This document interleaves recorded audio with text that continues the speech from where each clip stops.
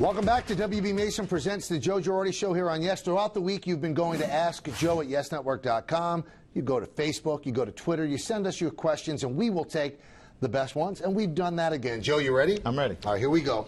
This is from Dan Borello, at Dan Borello. He sent this on Twitter. Is there an art to arguing with an umpire? Not really. The worst thing about it is you very seldom do you ever win. And there are a lot of calls that you would like to go your own way. So there isn't. There are times where I know I'm going to get tossed, and I'm going to go out there and get tossed. Then I guess there's an art to that. You have to say the right words or tell them you're not leaving until you toss me. But there really isn't, because it's an emotional thing, and it's a fighting for your player sort of thing, and that can't really, you can't prepare yourself for that. Now, I'm curious. I've known you since 1996. That magic word I have never heard you say, even in an informal setting. You. What do you mean? It's when you say you. But don't you have to say something in front of it? No. So you can say you stink. Yes, and you're probably taking a hike. So you don't have to say that word. No, you can say you stink, and you're probably taking a hike. Interesting. Yeah. Now, does an umpire ever diffuse the situation by saying, listen, I blew it? Or does that anger you more? No. If that is said, or they say, you know what, I might have missed it, you usually walk away and you're like, all right, they're human. Right. Because I will say there are times where I am absolutely certain a guy's safe or it was a strike, and then I go look at it and he's out, and I'm like, my goodness, I swore I saw him safe. So there are those times, and you understand how you can make a mistake. All right, our next one is also on Twitter from Robert Skelzo. What needs to happen in order to make a strong playoff push? Well, I think we have to score more runs, and our pitching has to remain good, and we have to get CC on a roll. All right, Mikey Lampel sends this question. How are you going to manage the outfield now that Curtis Granderson is coming back from his injury? A DH spot.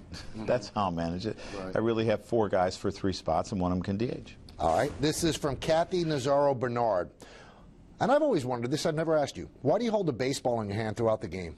I often feel what the baseball feels like that the opposing pitcher has.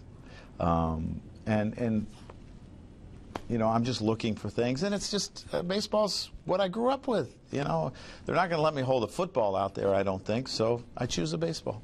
All right, Joe, this is from Joshua Casaza. Joe, what is going on with Michael Pineda?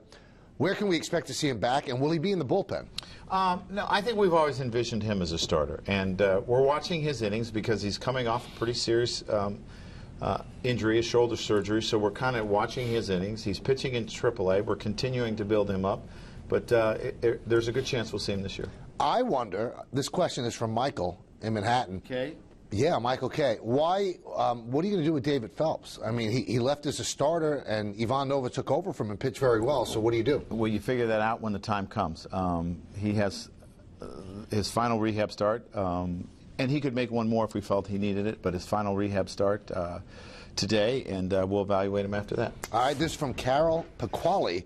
Dear Joe, would you consider bringing up some of the guys from the minors who are playing on top of their game right now, or moving anyone to third base?